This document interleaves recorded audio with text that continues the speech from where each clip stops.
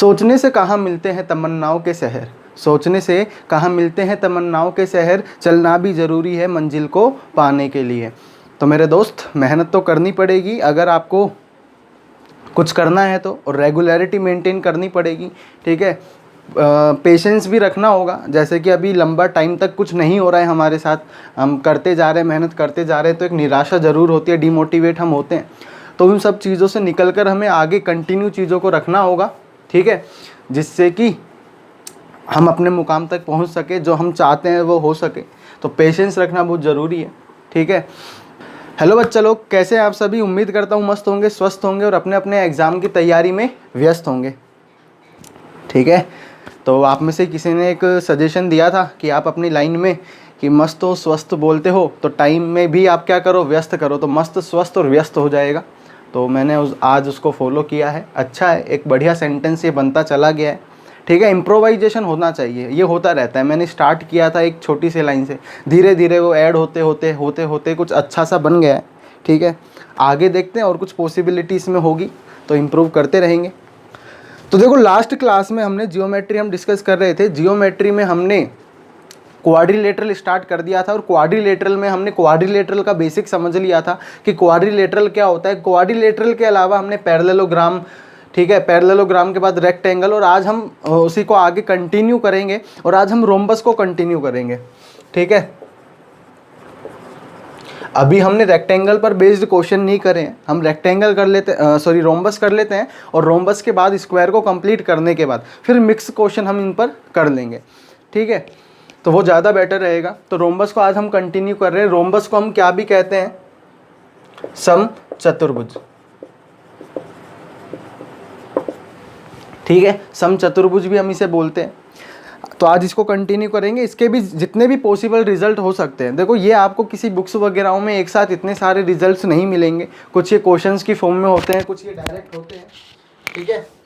और ये कैमरा गिर गया है, बड़े बड़े शहरों में छोटी छोटी बात होती रहती है, अब नहीं गिरना चाहिए, है ना। तो ये हम सारे रिजल्ट हैं एक साथ, इन्हें आप नोट कर लो। मैं बता रहा हूँ इनको सभी को एक साथ नोट करने के बाद इन्हें रिवाइज करते रहा करो, है ना। इन पर डायरेक्ट बेस्ड भी क्वेश्चंस पूछे जाते हैं, और ये क्वेश्चंस में भी काफ़ी हेल्प करते हैं। तो रोम्बस के लिए भी आज हम डिस्कस कर लेते हैं।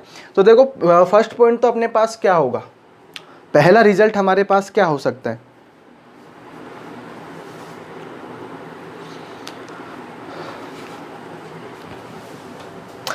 कि देखो रोम्बस होता क्या है। रोम्बस इस तरह का होता है, is a part of parallelogram, ठीक है। ये एक स्पेशल टाइप का पैरेललोग्राम ही होता है, ठीक है, पैरेललोग्राम होता है। लेकिन इसमें होता क्या है कि सभी साइड्स इक्वल होती हैं, ऑल साइड्स आर इक्वल। ये सभी चारों साइड्स इक्वल होंगी, और अपोजिट साइड्स क्या होंगी? पैरेलल होंगी। वो तो सभी के लिए हम फॉलो कर ही रहे हैं।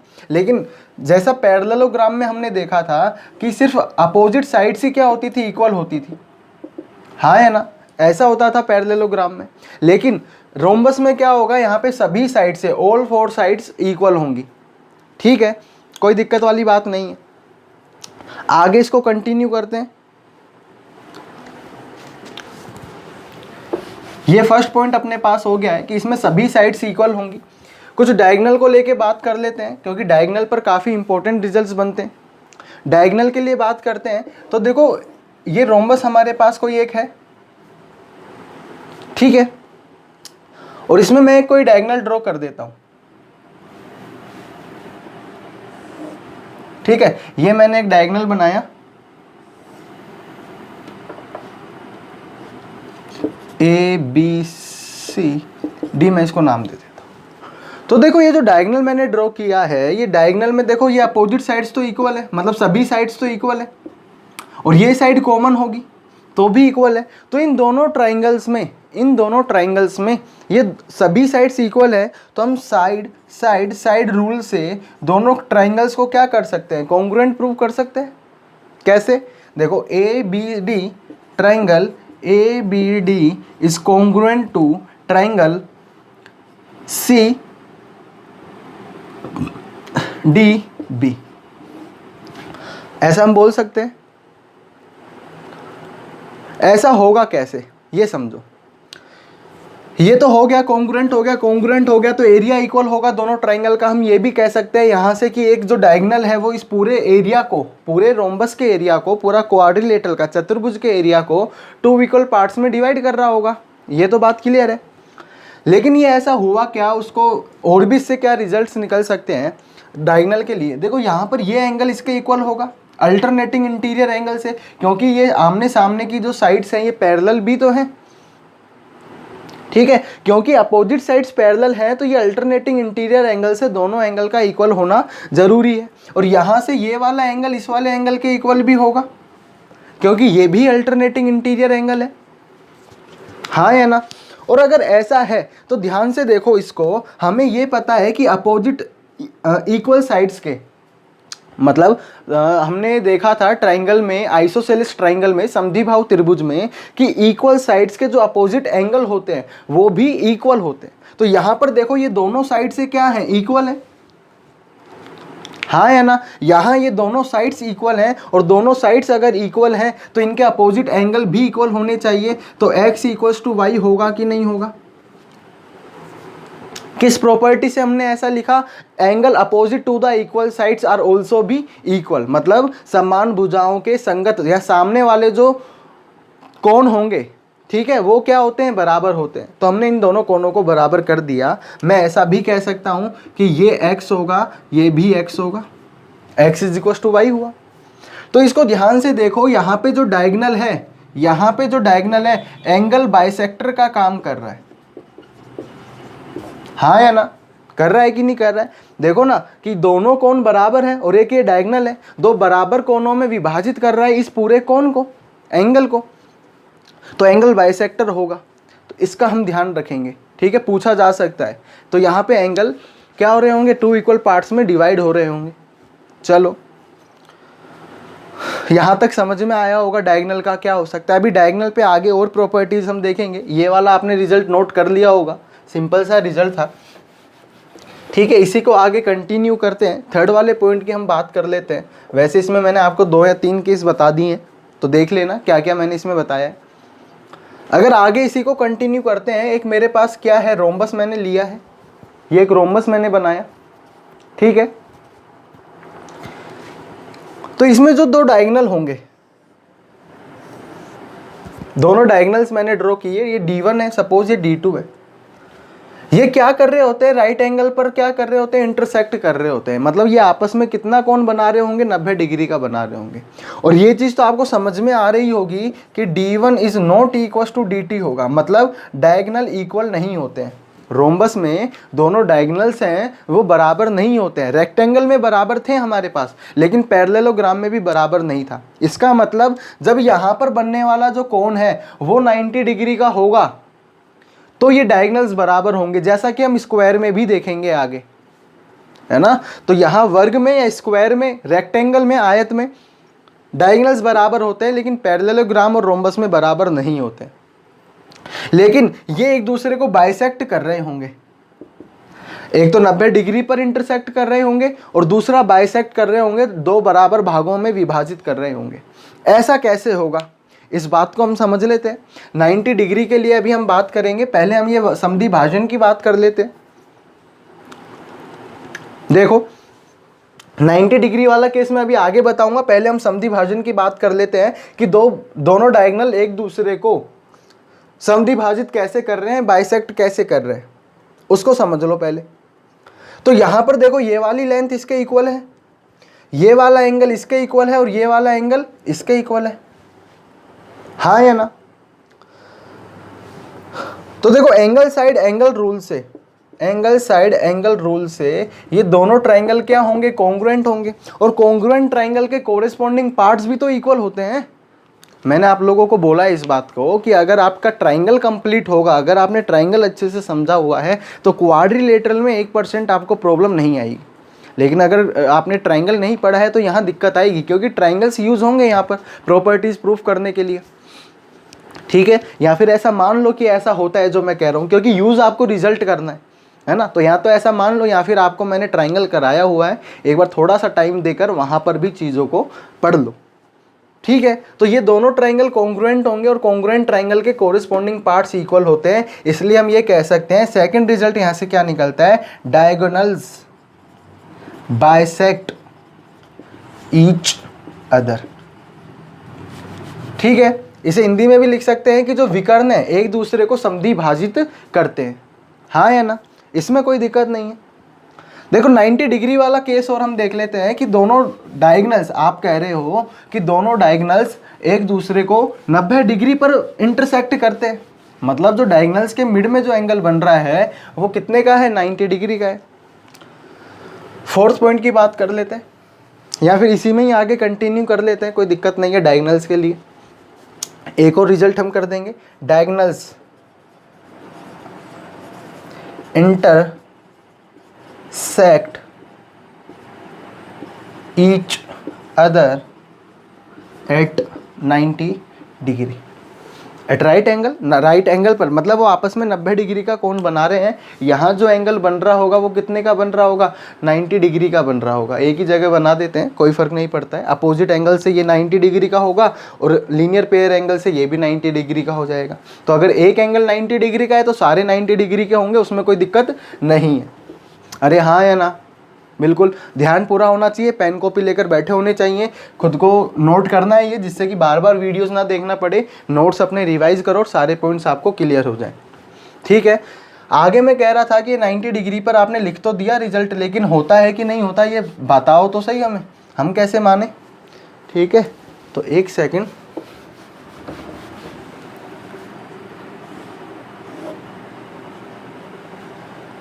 तो ये एक मैंने डायगोनल ड्रॉ किया रोम्बस के लिए। तो देखो इसके लिए आपको एक प्रॉपर्टी अगेन यूज करनी पड़ेगी ट्राइंगल से, वैसे भी कर सकते हैं हम इसको, लेकिन ये इससे सिंपल पड़ेगा। क्या मैंने बोला था, जब दो पैरेलल लाइंस हैं उनको एक ट्रांसवर्सल लाइन इंटरसेक्ट करती है, तो सेम साइड जो इंटीरियर एंगल्स फॉर्म होते हैं इन दोनों का जो सम होगा वो कितना होगा, 180 डिग्री होगा। हाँ या ना, होगा कि नहीं होगा 180 डिग्री, इन दोनों का सम 180 डिग्री होगा। मैंने क्या किया, इन दोनों के लिए एंगल बाइसेक्टर ड्रॉ किया, हाँ या ना, दोनों के लिए एंगल बाइसेक्टर ड्रॉ किया। अब बताओ इन दोनों का सम कितना होगा, जब इनका और इनका सम 180 डिग्री था, सपोज ये टोटल x और y थे, तो x प्लस वाई कितना होगा, 180 डिग्री होगा। ठीक है, अगर मैंने इन दोनों का हाफ कर दिया है तो इनका भी सम कितना होगा, 90 डिग्री होगा। इसका मतलब कि यहां जो ये अंदर एंगल बन रहे होंगे इन दोनों का सम कितना होगा, 90 डिग्री होगा। और इन दोनों का सम 90 डिग्री होगा तो ट्राइंगल के इंटीरियर सम प्रॉपर्टी से क्या मतलब कि त्रिभुज के अंतः कोणों का योग 180 डिग्री होता है, तो ये वाला एंगल भी 90 डिग्री का होगा कि नहीं होगा। हाँ ना, बिल्कुल, ये हमने करा भी था, मैंने सीधा ये रिजल्ट भी बताया था कि आप इसको याद रखेंगे। जब भी दो पैरेलल लाइन के ट्रांसवर्सल लाइन से एंगल बन रहा है तो उन एंगल के बाइसेक्टर ड्रॉ करने से यहाँ जो एंगल बनेगा वो 90 डिग्री का बनेगा। तो यहाँ पर भी आप अगर ध्यान से देखो तो ये पैरेलल साइड्स है, ठीक है, ये एक ट्रांसवर्सल लाइन का, ये पैरेलल लाइन है, ये ट्रांसवर्सल लाइन का काम कर रही है। तो यहाँ पे ये जो एंगल होंगे इन दोनों का सम 180 डिग्री होना चाहिए। ये तो आप वैसे भी कह सकते हैं, क्योंकि हमें पता है कि यहाँ क्वाड्रिलेटरल की प्रॉपर्टीज तो यूज होंगी ही ना, तो ये जो एडजेसेंट एंगल होते हैं उनका सम 180 डिग्री तो होता है। ठीक है, और अपोजिट एंगल से इक्वल होते हैं, ये सब यूज होगा, इनमें कोई चेंजेस नहीं होंगे, ये प्रॉपर्टीज तो सभी में फॉलो होंगी। ठीक है, ये बेसिक प्रॉपर्टीज हैं, ये सभी में फॉलो होंगी। तो एडजेसेंट एंगल्स का सम कितना होगा, 180 डिग्री होगा। अब हमें ये पता है कि ये जो डायगोनल है ये एंगल बाइसेक्टर का काम कर रहा है, इसका मतलब ये दोनों हाफ हाफ एंगल होंगे, तो इन दोनों का जो सम होगा वो कितना होगा, 90 डिग्री होगा। तो ये एंगल 90 डिग्री होगा, यही वाला केस यहाँ पर भी बन रहा है। तो इस तरह से हम 90 डिग्री भी बता सकते हैं। तो ये वाला रिजल्ट याद रहेगा कि जो रोम्बस होता है, रोम्बस में जो डायगोनल्स होते हैं एक दूसरे को 90 डिग्री पर इंटरसेक्ट कर रहे होते हैं, है ना। काम का रिजल्ट है ये, कैसे काम का है अभी बताता हूँ। अच्छा, एक बार वापस रिवाइज कर लेते हैं इस चीज़ को। हमने ये जो डायगोनल में अभी केस देखे, क्या क्या केस देखा हमने कि जो डायगोनल होते हैं वो आपस में इक्वल नहीं होते हैं, मतलब d1 is not equal to d2 होगा। ठीक है, सेकंड हमने क्या देखा कि ये बाइसेक्ट करते हैं एक दूसरे को, मतलब कि ये अगर d2/2 है तो ये भी d2/2 होगी। अगर ये d1/2 है तो ये भी d1/2 होगी। हाँ है ना, बाइसेक्ट का मतलब यही होता है, पक्का करना।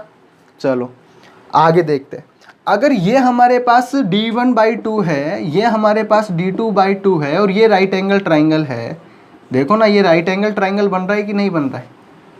एक राइट एंगल आया मतलब राइट एंगल ट्राइंगल बन गया, और राइट एंगल ट्राइंगल आया तो क्या लगेगा, पाइथागोरस थ्योरम। बिल्कुल सही। तो यहाँ हम लगा देते हैं और हमें पता है कि इसकी साइड ए है, मान लेते हैं चारों साइड्स इक्वल होंगी तो डायगोनल और साइड्स में रिलेशन बना सकते हैं, काफ़ी बार पूछा जाता है। ठीक है, इसको इंपॉर्टेंट डाल लेना, ठीक है, क्योंकि बहुत पूछा जाता है इस तरह का रिलेशन और हमें डायरेक्ट पता नहीं होता है, हम लगा नहीं पाते हैं। क्यों? क्योंकि ऐसा करने के लिए सपोज मैंने आपको साइड दी है और डायगोनल्स की लेंथ मैंने आपको दी है, एक डायगोनल की लेंथ दी है, बोला सेकंड डायगोनल फाइंड करो। तो हमें देखो उसके लिए क्या क्या पता होना चाहिए। हमें उसके लिए पता होना चाहिए कि डायगोनल्स जो हैं वो बाइसेक्ट करते हैं, दूसरा ये पता होना चाहिए कि 90 डिग्री पर इंटरसेक्ट करते हैं, थर्ड फिर हमें पाइथागोरस थ्योरम लगाना आना चाहिए, है ना। तो इसलिए हम इतना सारा सोच नहीं पाते हैं, कई बार क्लिक कर जाते हैं, नहीं कर पाता, तो उसके लिए हमें ये पता होना चाहिए और मैं डायरेक्ट रिजल्ट उसके लिए बनवा देता हूँ। क्या होगा कि डायगोनल्स जो हैं वो 90 डिग्री पर इंटरसेक्ट कर रहे हैं, बाइसेक्ट कर रहे हैं, तो मैंने इसे d1/2, ये सेकंड वाला d2/2 होगा। यहाँ जब मैंने पाइथागोरस थ्योरम लगाई तो perpendicular square plus base square is equal to होगा hypotenuse square, that is my Pythagoras theorem. बिल्कुल का सही। तो ये देखो d1² plus d2² is equal to में a², ये 4 यहाँ से एलसीएम लेंगे तो यहाँ चला जाएगा, तो ये बनेगा d1² plus d2² is equal to 4a²। ये वाला रिजल्ट आपको कई बार यूज करने को मिल सकता है। जरूरी नहीं है कि डायरेक्ट यही क्वेश्चन पूछा जाए, लेकिन किसी क्वेश्चन में एज अ प्रोसीजर, मतलब ऐसा कि आपको साइड्स की रिक्वायरमेंट है और दोनों डायगोनल्स आपको दिए हैं, तो दोनों डायगोनल से आपको साइड निकालना आना चाहिए, है ना। थोड़ा फास्ट हो गया है, लेकिन समझने वाली बात ये है, सिंपल सा रिजल्ट है, कोई दिक्कत वाली बात नहीं है। आप इसको भी याद रखोगे तो डायरेक्ट अप्लाई कर सकते हो, रिजल्ट याद रखने की जरूरत नहीं है। और वैसे इतना बड़ा कोई रिजल्ट नहीं है जो याद नहीं रह सकता, ठीक है। प्रैक्टिस करोगे इन चीज़ों की तो चीज़ें सिंपल होंगी, ठीक है। आई होप आपने नोट कर लिया होगा ये। आगे चलते हैं अब हम।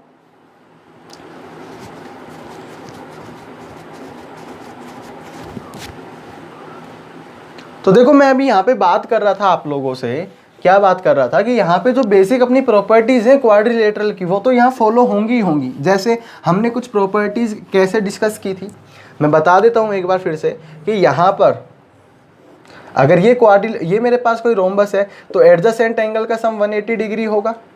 तो ये थीटा है तो ये 180 माइनस थीटा होगा, मतलब दोनों का सम 180 होना चाहिए। बिल्कुल सही, बिल्कुल सही।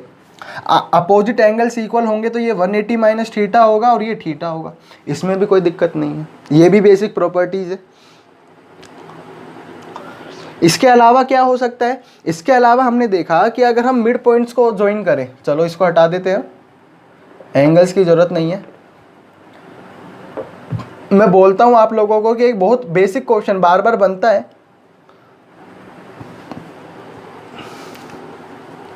कि अगर किसी रोम्बस के मिड पॉइंट्स को ज्वाइन कर कर हम एक क्वाड्रिलेटरल फॉर्म करें इस तरह से, ये हमने एक क्वाड्रिलेटरल फॉर्म किया, तो ये जो क्वाड्रिलेटरल बना, ठीक है, ये जो क्वाड्रिलेटरल फॉर्म हुआ, ये कौन सा क्वाड्रिलेटरल होगा? चारों में से आपको एक बताना है, पैरेललोग्राम होगा, रोम्बस होगा, रेक्टेंगल होगा, स्क्वायर होगा, क्या होगा?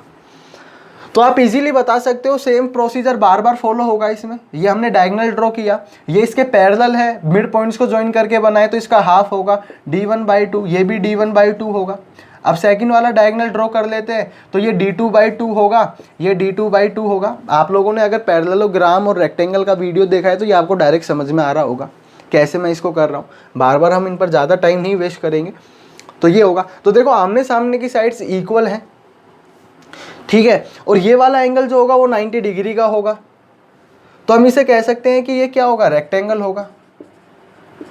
चलो रेक्टेंगल प्रूफ हो गया। इसके अलावा और क्या पूछा जा सकता है?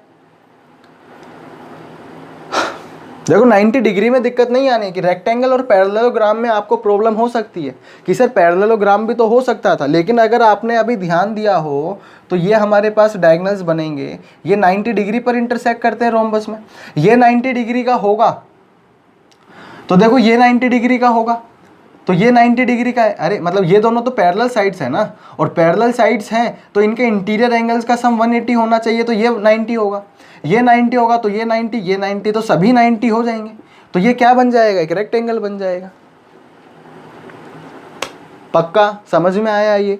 ठीक है, आगे चलते हैं, आगे की हम बात कर लेते हैं। ये क्वेश्चन जो है कि मिड पॉइंट्स को ज्वाइन करके बनने वाला, ये डायरेक्ट पूछ लिया जाता है और काफ़ी बार पूछ लिया जाता है। ठीक है,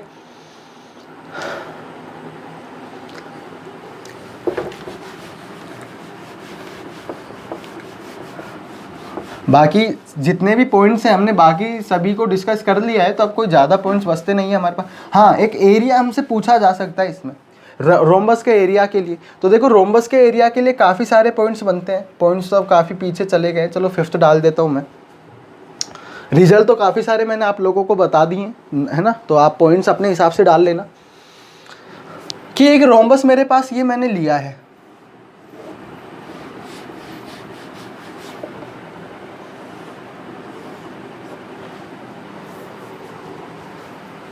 रोम्बस लग रहा है ना ये, चलो फिर ठीक है। एक रोम्बस मैंने लिया है, ये ABCD, ए इसकी लेंथ है, तो ये सभी ए होंगी, ये हमें पता है। All 4 sides are equal in rhombus, very good. अगर इसका एरिया हमें निकालना है तो हम एरिया कैसे निकाल सकते हैं? देखो एरिया निकालने के काफ़ी सारे मेथड हो सकते हैं। अगर हमें यहाँ पर हाइट गिवन है ये h, तो इसका एरिया क्या होगा? एरिया होगा base into height, a into H. Basic property हमने लगाई, किसी भी क्वाड्रिलेटरल का एरिया आपको निकालना है तो बेस इंटू हाइट होता है, उसी से इसको निकाला। इसके अलावा भी एक रिजल्ट पॉसिबल हो सकता है क्या, कि अगर यहाँ पे आपको थीटा एंगल गिवन होता और एच गिवन नहीं होता। अगर आपको एच गिवन नहीं है लेकिन ये थीटा एंगल आपको गिवन है कि दो एडजेसेंट साइड्स किस एंगल पर इंक्लाइन कर रही हैं, तो आप उस केस में क्या करते? इसको मैं थोड़ा इधर की तरफ लेकर बता देता हूं और ये आप बाकी ट्रायंगल्स, बाकी क्वाड्रिलेटरल के लिए भी इसको अप्लाई कर सकते हैं। ठीक है, कैसे कर सकते हैं? देखो कि ये एक मेरे पास क्या है, रोम्बस है, ये एंगल थीटा है और ये लेंथ ए है, तो ये भी ए होगी क्योंकि रोम्बस है, हाँ या ना? तो यहाँ पे मैंने क्या किया, हाइट अपनी तरफ से बनाने की कोशिश की, क्योंकि हमें पता है कि जो एरिया होगा क्वाड्रिलेटरल का वो बेस इनटू हाइट होगा, एरिया। तो हाइट हमें यहाँ पर गिवन नहीं है, यहाँ हाइट हमें गिवन नहीं है, तो हाइट हम निकाल लेंगे। कैसे निकालेंगे? क्योंकि एंगल हमें गिवन है यूजिंग ट्रिग्नोमेट्री। हमें पता है साइन थीटा होता है परपेंडिकुलर अपॉन हाइपोटेनियस, और ये हमने एक परपेंडिकुलर ड्रॉ किया है। तो यहाँ पे ये सपोज अगर h है तो परपेंडिकुलर तो h होगा, है ना? तो इसे कैपिटल H लिख देता हूँ वरना कंफ्यूजन होगा। तो परपेंडिकुलर की जगह तो मैं क्या लिख सकता हूँ, h, और हाइपोटेनियस का काम यहाँ पे 90 डिग्री के अपोजिट वाली साइड a कर रही होगी। तो यहाँ पे h की वैल्यू क्या आएगी, h is equal to a sine theta. तो यहाँ से हमने हाइट निकाला, अगर हमें एंगल गिवन है तो हाइट इजीली निकाली जा सकती है। तो ये हाइट आई हमारे पास और ये हाइट मैंने यहाँ पर रखा, तो a into A sign theta, तो ये हमारे पास होगा a स्क्वायर साइन थीटा। ये एरिया ऐसे भी पूछा जा सकता है एंगल देकर, तो हम इससे एरिया निकाल लेंगे, हाँ या ना? कोई दिक्कत इसमें?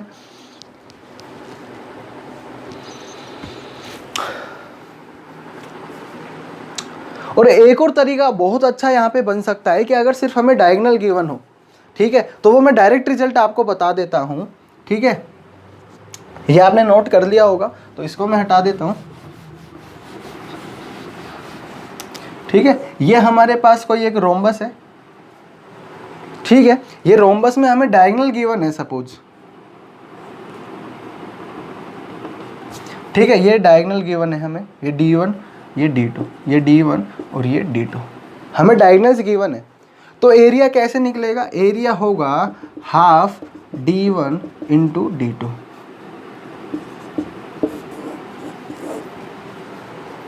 आप ऐसे भी एरिया निकाल सकते हो, क्योंकि देखो ना ये भी 90 डिग्री पर इंक्लाइन कर रहे होंगे।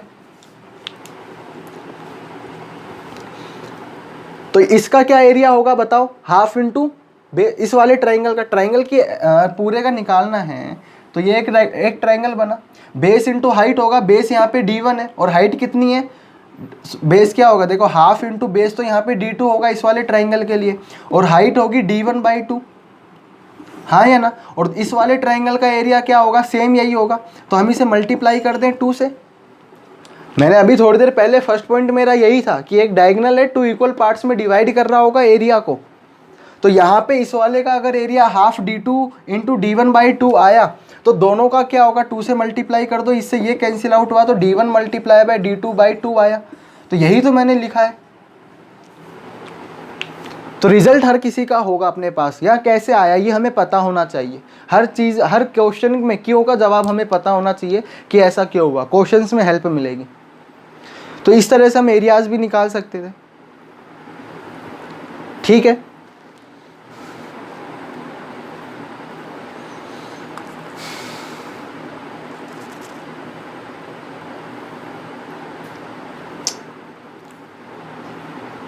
बाकी हमारे पास अगर कोई पॉइंट दिया हुआ है, बाकी हमें किसी और ट्रायंगल की बेसिक जो क्वाड्रिलेटरल की प्रॉपर्टीज़ होती है वो तो यहाँ पे अप्लाई होंगी, उसमें तो कोई चेंजेस नहीं होंगे, ठीक है। जैसे तो चलो छोड़ते हैं, आगे की तो इतना ज़्यादा करने की ज़रूरत नहीं है। एक क्वेश्चन हम ले लेते हैं करने के लिए, एक बहुत प्यारा सा क्वेश्चन बनता है इस पर, रोम्बस पर। इसको मैं हटा देता हूँ। रोम्बस में नहीं, वो किसी भी क्वाड्रिलेटरल में बन सकता है ना। तो उसको देख लेते हैं एक बार हम, ये भी आपने नोट कर लिया होगा तो इसको भी हटा ही देते हैं। एरिया के लिए अगर आपको डायगोनल गिवन है तो आपको डायगोनल के अकॉर्डिंग एरिया निकालना आना चाहिए। बेस हाइट गिवन है तो आपको दिक्कत ही नहीं होगी, और अगर साइड गिवन है तो साइड और एंगल गिवन है, साइड के साथ आपको एंगल भी होना चाहिए, a² sin थीटा, तो वो भी निकाल सकते हो। अगर हम कहते हैं कि पैरेललोग्राम में ये पॉसिबल है, पैरेललोग्राम में भी पॉसिबल है। देखो ये क्या होता है पैरेललोग्राम, ये एंगल थीटा होता, यहाँ से मैं परपेंडिकुलर ड्रॉ करता, ये h होता, ये b होता, ये a होता, क्योंकि उसमें चारों साइड्स इक्वल नहीं होती ना, आमने सामने की इक्वल होती। ऐसा ही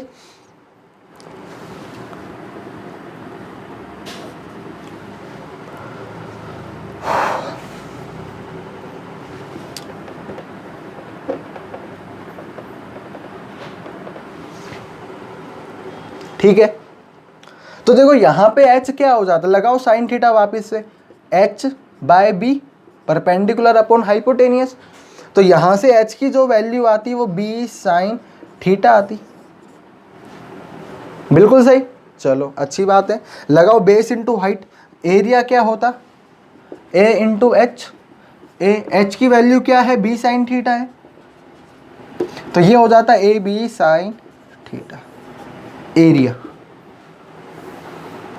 तो आप किसी रेक्टेंगल का भी, रेक्टेंगल के लिए थीटा 90 डिग्री हो जाएगा, तो वो base into height length into breadth हम वैसे भी बोलते ही हैं, तो वहाँ पर भी ये अप्लाई होगा। पैरेललोग्राम में भी ये अप्लाई होगा। नेक्स्ट में हम स्क्वायर देखेंगे तो भी वहाँ भी अप्लाई होगा। स्क्वायर के केस में क्या हो जाएगा, ये ए होगा, ये भी ए होगा, ये 90 डिग्री होगा, तो ए इंटू साइन 90 डिग्री होगा, साइन 91 होता है, तो ये a² हो जाएगा। और साइड स्क्वायर ही तो हम एरिया बोलते हैं स्क्वायर का, है ना। तो ये सारे रिजल्ट कहीं ना कहीं से आए ही हैं, कहीं ना कहीं ये करते ही हैं, उन्हीं से हमने डायरेक्ट रिजल्ट्स बनाए। अगर हमें पता हो कैसे आ रहे हैं, कैसे बन रहे हैं, तो इन्हें याद रखना आसान हो जाता है, ईजिली याद रहता है। क्वेश्चंस में कहीं पर इसी तरह का कंसेप्ट लग रहा हो तो हम अप्लाई कर सकते हैं। टाइम हमारे पास है तो किसी क्वेश्चन को थोड़ा आगे तक चला सकते हैं, कहीं तक तो पहुँचेंगे, ठीक है। तो चलो एक और इम्पोर्टेंट क्वेश्चन हम देख लेते हैं, जो कि क्वेश्चंस किसी पर भी बन सकता है, किसी भी तरह के क्वाड्रिलेटरल पर पूछा जा सकता है। ऐसा नहीं है कि ये रोम्बस पर ही डिपेंड करेगा। जैसे सपोज है कि मेरे पास रोम्बस है, हम रोम्बस के लिए कर लेते हैं इसको, बाकी सभी के लिए ये अप्लाई होगा। ये एक रोम्बस है जिसकी लेंथ a है, ठीक है। मैंने क्या किया, इसके लिए डायगोनल्स ड्रॉ किए।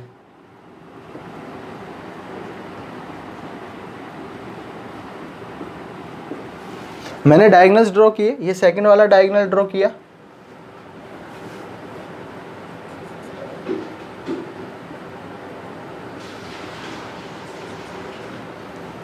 ठीक है। दोनों डायगोनल्स मैंने ड्रॉ किए।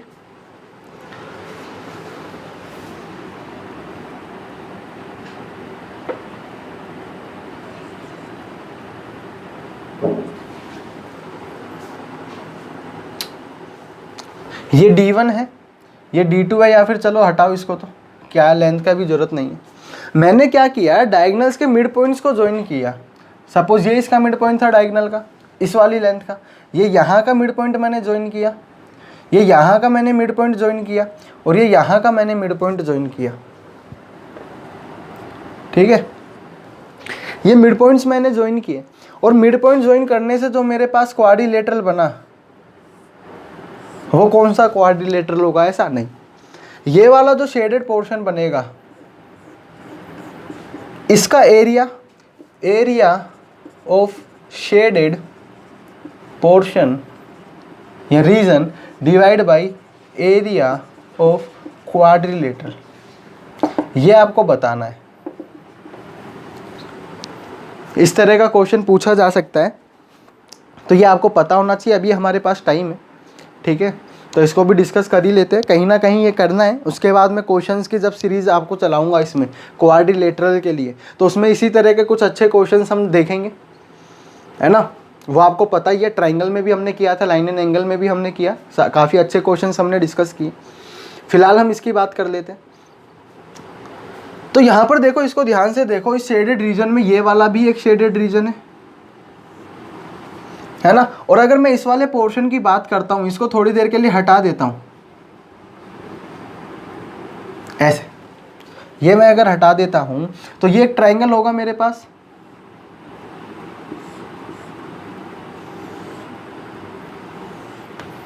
हाँ है ना। और अगर ये ट्रायंगल होगा तो ये ट्रायंगल के मिड पॉइंट्स होंगे इन दोनों साइड्स के,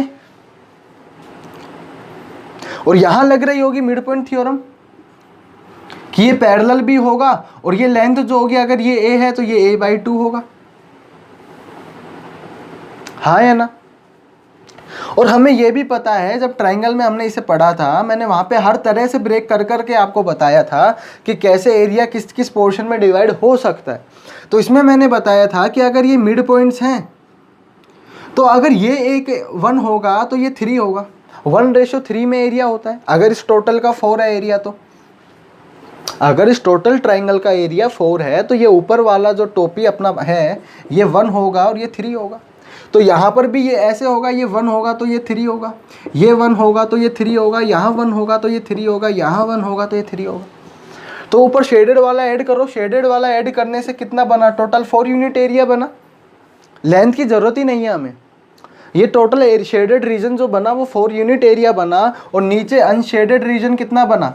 अच्छा, इस चीज़ का बहुत ध्यान रखना है, हम इस तरह की गलतियां बहुत ज़्यादा करते हैं।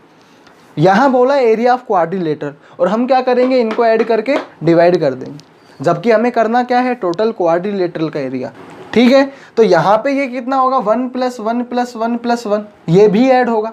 तो देखो 4 × 2 = 8, 3 × 12, 4 × 16, तो टोटल क्वाड्रिलेटरल का एरिया होगा 16, और 4 × 4 = 16 होता है, तो ये 1/4 आ जाएगा। That is my answer. हाँ, अगर क्वेश्चन ऐसे दिया होता, एरिया ऑफ शेडेड पोर्शन और एरिया ऑफ आपको दिखाना है अनशेडेड का, तो आप क्या करते हैं, देखो शेडेड मतलब छायांकित भाग, ये जो छायांकित भाग किया हुआ है, तो उससे होता। तो ये आता 4, और डिवाइड में अनशेडेड होता 3 × 4 = 12, तो ये आता 1/3, ये फिर आंसर होता। पूछा क्या है ये जरूर ध्यान देना है, इस तरह की हम गलतियां करते रहते हैं। ठीक है, तो ये कुछ रिजल्ट हो सकते थे जो रोम्बस पर हमने डिस्कस करे, इससे ज़्यादा रिजल्ट्स नहीं बनेंगे, ये इतना ही है हमारे पास। बाकी कुछ क्वेश्चंस की फॉर्म में हो सकता है, तो हम क्वेश्चंस की फॉर्म में उन्हें डिस्कस करेंगे। एक बार हम नेक्स्ट में स्क्वायर को डिस्कस कर लेंगे, स्क्वायर के बाद हम आगे क्वेश्चंस को कंटिन्यू करेंगे, कुछ अच्छे क्वेश्चंस, बेहतरीन क्वेश्चन, लास्ट ईयर में आए हुए क्वेश्चंस को डिस्कस करेंगे। ठीक है, आज के लिए इतना। इनको प्रैक्टिस करो, नोट करो, इन्हें बार बार इन्हें पढ़ो थोड़ा सा। जितना ज़्यादा ये रिजल्ट आपको टिप्स पर होंगे, उतना ही जल्दी आप जियोमेट्री के क्वेश्चंस कर पाओगे। ठीक है, तो आज के लिए इतना ही, नेक्स्ट क्लास में मिलते हैं। तब तक वीडियो को लाइक करें, शेयर करें, ज़्यादा से ज़्यादा लोगों के पास पहुँचाएँ, जिससे मैं भी थोड़ा सा मोटिवेट फील करूँ और ज़्यादा से ज़्यादा वीडियोज़ बनाने की कोशिश करूँ, है ना। और कमेंट करके बताएं कैसा लगा, कैसा नहीं लगा, लाइक करें। ठीक है, बाकी आप मुझे अदर सोशल मीडिया हैंडल्स पर भी ज्वाइन कर सकते हैं, जिनका लिंक मैंने डिस्क्रिप्शन में दिया हुआ है। किसी भी तरह की कोई प्रॉब्लम है, कोई क्वेरी है, कुछ जानना चाहते हो एग्जामिनेशन से रिगार्डिंग आप, तो बिना किसी हेजिटेशन के आप इजीली पूछ सकते हो मुझसे। ठीक है, सभी एग्ज़ाम्स का अच्छा खासा एक्सपीरियंस है, सभी टीयर 1 टीयर 2 में क्या होता है, टीयर 3 खुद मैंने दिए हुए हैं। ठीक है, तो आपको जितना अच्छे से हो सकेगा उतना अच्छे से गाइड करूँगा। ठीक है, तो नेक्स्ट वीडियो में मिलते हैं, तब तक के लिए टाटा बाय बाय।